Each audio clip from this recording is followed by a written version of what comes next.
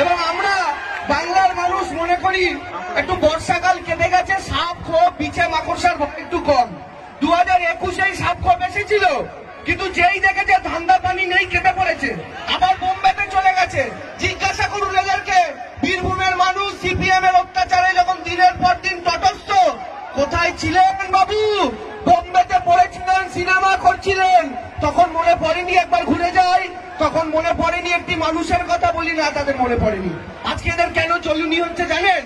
কারণ দিদি লক্ষ্মীর ভান্ডার করছেন, দিদি রাস্তাটা ভালো করছেন, দিদি ফ্রি রেশনের চাল দিচ্ছেন, বাচ্চা ছেলে মেয়েটাকে স্কুলে যাওয়ার জন্য সাইকেল দিচ্ছেন, জুতো দিচ্ছেন, মোজা দিচ্ছেন, এদের জ্বলুনি। কত বড় মিথ্যে কথা শুনুন।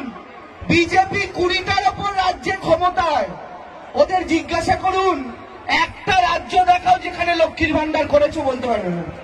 তা তুমি অন্য রাজ্যে লক্ষ্মীর ভান্ডার করনি, বাংলায় এসে বড় বড় কথা কেন বলছো? কারণ দিদি দিচ্ছে বললো। আর এরা দিদি দিচ্ছে বলে টিভিতে কি বলছে মায়েরা দাদারা? বলছে লক্ষ্মীর ভান্ডার নাকি ভিক্ষা, বলে মানুষ নাকি ভিখারি। মমতা ব্যানার্জি ভিক্ষা দিচ্ছেন। এদেরকে বলবেন বাবু তোমরা নেতা মন্ত্রীরা গাড়ি নিয়ে এদিক ওদিক ঘুরবে, তোমাদের নেতা নরেন্দ্র মোদী 8,000 কোটির প্লেনে করে ঘুরবে, আর সাধারণ মানুষ যদি 500 টাকা 1000 টাকা পায়, জ্বলুনি হয় না? তা আমরা বলি তোরা দেখবি আর জ্বলবি, লুচির মতো ফুলবি, আর সেই লুচি দিয়ে আমরা আলুর দম খাবো, কাঁচা লঙ্কা চিবি। মানুষ পেলে এদের যত জ্বালা। মানুষ কেন ফ্রি রেশনের চাল পাবে? কেন পাবে না? কেন পাবে না? আরেকটা নেতা হয়েছে যে শুভেন্দু অধিকারী, একবার বললে সরকার পড়বে, একবার বলছে রাজ্যের সবচেয়ে বড় চোর ধরা পড়বে, তার মানে শুভেন্দুই জেলে যাবে। সবচেয়ে বড় চোর তো। আরে মমতা ব্যানার্জি লালন পালন করে বড় করলো, মায়ের পেটে ছুরি মেরে চলে গেল। কিন্তু মায়েরা কি জানেন তো, কুসন্তান যদি বা হয়, কুমাতা কদাপি নয়। মা কি কখনো খারাপ হতে পারে? মা তো সন্তানকে বিশ্বাস করে, কিন্তু সেই সন্তান পিঠে ছুরি মারে। আজকে আমাদের একটা নেতার বিরুদ্ধে অভিযোগ উঠেছে, আপনারা দেখেছেন, তার কাছ থেকে টাকা পয়সা পাওয়া গেছে। আমাদের দল কি করলো? এত বড় নেতা 6 দিনের মধ্যে সরিয়ে দিল। তার মানে কি? আমাদের দলে কারোর বিরুদ্ধে কেউ অন্যায় করলে তাকে 6 দিনে সরানো হয়। বিজেপিতে কি হয় মায়েরা? শুভেন্দু অধিকারীকে নারদায় দেখা গেল ঠোঙায় মুড়িয়ে টাকা নিতে, বিজেপি কি বললো? আরে বাহ, ভালো হাত পাকিয়ে ফেলেছিস তো, আয় তোকে বিরোধী দলের নেতা করে পুরস্কৃত করলাম, যা বলে বিরোধী দলের নেতা করে প্রাইজ দিল। এবার চলে যান আসাম। আসামের মুখ্যমন্ত্রীর নাম কি জানেন মায়েরা? বিজেপির হিমন্ত বিশ্ব শর্মা।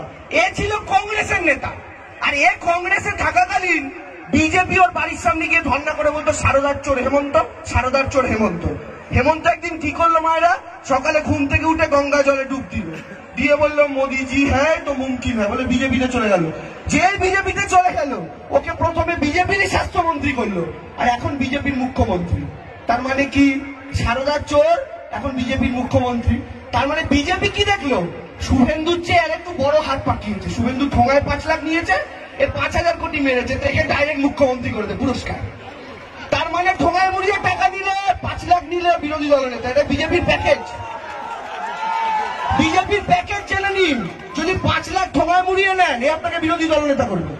আর যদি 5,000 কোটি মারতে পারেন, এ আপনাকে মুখ্যমন্ত্রী করবে। আর আপনি যদি 50 কোটি বান্ধবীর ঘরে লুকিয়ে রাখেন, মমতা ব্যানার্জি আপনাকে ছেটিয়ে বিদায় করবে। এটাই তৃণমূল কংগ্রেসের সাথে বিজেপির তফাৎটা মাথায় রাখবেন।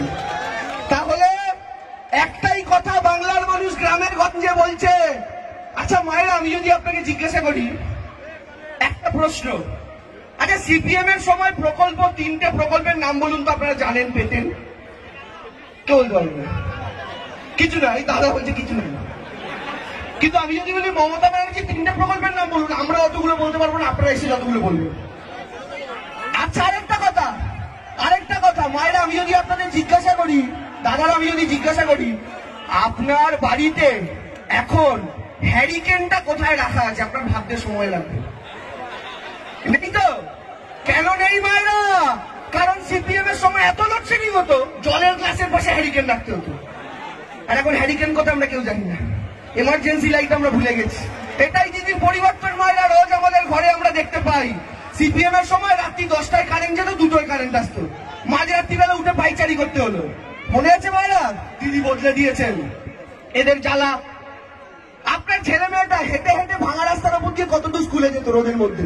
দিদি এসে বললেন, একদিন দিদি জঙ্গলমহলের রাস্তা দিয়ে যাচ্ছে, জানেন মায়েরা, গাড়ি করে যেতে যেতে দেখলো কয়েকটা বাচ্চা ছেলে খালি পায়ে হাতে প্লাস্টিক নিয়ে স্কুলে যাচ্ছে, দিদি গাড়ি দাঁড় করালো, গাড়ি দাঁড় করিয়ে দিদি বাচ্চাগুলোকে ডাকলো, একটু জল খেয়ে নি, মোদিজির নাম নিচ্ছি তো বেশি বুঝতে পারছেন, বাচ্চাগুলোকে ডাকলো, রেকর্ডিং শোন তোরা, বাচ্চাগুলো এলো, দিদি বললো কোথায় যাচ্ছিস, বলো দিদি স্কুলে, বললো জুতো মোজা কই, ব্যাগ কই, ওরা বললো একজন মেয়ে বললো দিদি আমার বাবা বিকেলবেলা হাটে ঘুগনি বিক্রি করতে যাবে, আমার বাবার কাছে কি করে ব্যাগ চাইবো বলো। আরেকটা ছেলে বললো দিদি আমার মা লোকের বাড়িতে বাসন মাজে, আমার মা কি করে টাকা পাবে জুতো মোজা কিনে দেওয়া।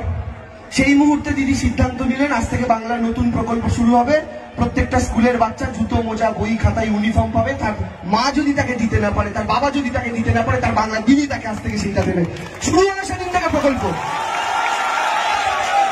দিদি কি করলেন, ওই ছেলে বা মেয়েটা সবুজ সাথীর সাইকেল নিয়ে চালাতে চালাতে স্কুলে যাবে, যাওয়ার পথে রাস্তাটাকে ঢালাই করে দিলেন, ঝকঝকে রাস্তা, চকচকে আলো, জনগণ বলছে মমতা দিদি ভালো। আর এটা ওরা বুঝছে না, এটা ওরা বুঝছে না।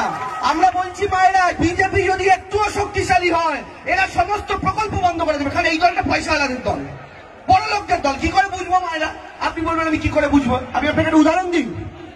450 টাকায় গ্যাস কিনতেন না, বললো আজকে দিন আসবে, আপনারা গিয়ে পকা পক পদ্ম ফুলে মারলেন, তারপরে কি সুন্দর আজকে দিন এলো, আছলা একদম। পুষ্পা সিনেমা দেখেছিলেন, পুষ্পাতে একটা ডায়লগ ছিল, কি ডায়লগ ছিল, পুষ্পা নাম সমঝকে ভুল সমঝে থে क्या, তো বিজেপি বলে কমল দেখকে ভুল সমঝে থে क्या, ये तो बम्बू था। পদ্ম থেকে ভুল ভেবেছিলেন, ওটা বাস ছিল। মায়েরা 450 টাকার গ্যাস আজকে 1200 টাকায় কিনছেন আপনারা মোদিজির দয়া। তার মানে বুঝুন একটা সিলিন্ডারে বেশি দিচ্ছেন 750 টাকা, তাই তো। এখন আপনাদের যদি মাসে একটা করে সিলিন্ডার লাগে, তার মানে বছরে 12টা সিলিন্ডার লাগে, তাহলে এক মাসে যদি মোদিজিকে 750 বেশি দেন, তাহলে এক বছরে 750 গুণ 12 9,000 টাকা বেশি দিচ্ছেন। আর মোদিজি ক্ষমতায় আছে 8 বছর, তার মানে 9,000 টাকা করে মোদিজিকে এই 8 বছরে আপনি 72,000 টাকা এক্সট্রা দিয়েছেন। ওটা আপনি ব্যাংকে রাখলে আপনার সুদ সমেত কত টাকা হতো হিসাব করুন। এটাকে চুরি বলে, মানে এটাকে চুরি বলে। গ্যাস বাদ দিন, আরেকটা সবচেয়ে বড় অঙ্ক, মায়েদের কানের ব্যাংক অ্যাকাউন্ট আছে, দাদাদের একটু হাত তুলবেন তো, একটু হাত তুলবেন সবার। এই কজনের ব্যাংক অ্যাকাউন্ট, লক্ষ্মীর ভান্ডার কোথায় ঢোকে, এবার সবার হাত তুলবে দেখি কাদের ব্যাংক অ্যাকাউন্ট আছে। আচ্ছা মায়েরা সত্যি করে বলুন তো, আপনাদের ব্যাংকের পাসবুকটা করুন তো, দেখুন তো ব্যাংক কখনো আপনার অ্যাকাউন্ট থেকে 20 টাকা কেটে নেয়, কখনো 30 টাকা কেটে নেয়, কখনো 35 টাকা কেটে নেয়, কেটে নেয় কিনা, কেটে নেয় তো। কারণে অকারণে ব্যাংকে বলতে যাবেন টাকা কেটে চলে, বলবেন মোদিজিকে গিয়ে জিজ্ঞেস করবেন কেন কাটে জানেন মায়েরা টাকাটা। আপনারা ছোট ছোট গ্রুপের লোন নেন, কত টাকা লোন নেন, কেউ 10,000 টাকা নেন, কেউ 20,000 টাকা নেন, আপনারা কি কেউ 10 কোটি নেন, 10,000 কোটি নেন না। কিন্তু আপনারা যদি 1 সপ্তাহ টাকা দিতে না পারেন, আপনাদের বাড়িতে স্যার ম্যাডামরা চলে আসে না, কিরে টাকা দিতে পারলেন না কেন বলেন তো। আপনি 10,000 টাকা লোন নেন, কিন্তু মোদিজির বন্ধুরা 10,000 কোটি লোন নেন। কোথা থেকে নেয়, এই ব্যাংক থেকে নেয়। নিয়ে ওরা মোদিজিকে গিয়ে বলে মোদিজি টাকা দেবো না ফেরত।